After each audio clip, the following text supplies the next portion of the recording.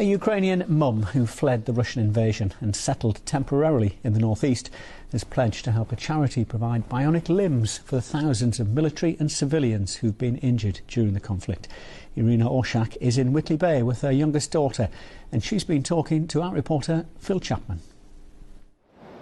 Iryna has had to leave half her family back in Ukraine, but as she tries to build a temporary life thousands of miles away here in Whitley Bay, she wants to raise funds and awareness for the thousands of her countrymen and women who've lost limbs amid the horrors of war. Because of the war in Ukraine, more than 3,000 people lost their limbs. We have a partnership with bionic project in Ukraine. It's a company which provides first bionic prostheses in Ukraine. So we organized this charity project that it will be charge of free for Ukrainians. Iryna's had to leave her oldest daughter, Uliana, back home in Lviv with her husband, Mykola, while she's in the northeast with her youngest, Justina.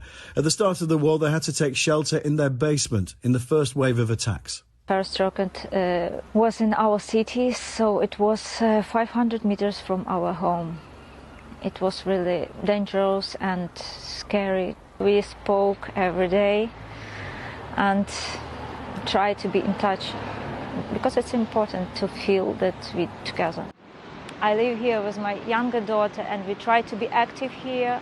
We try to raise money for different projects for Ukraine, and also in this project, Regenerate Ukrainians, Допомогатор Charitable Foundation. So we try to raise money for prosthetic limbs.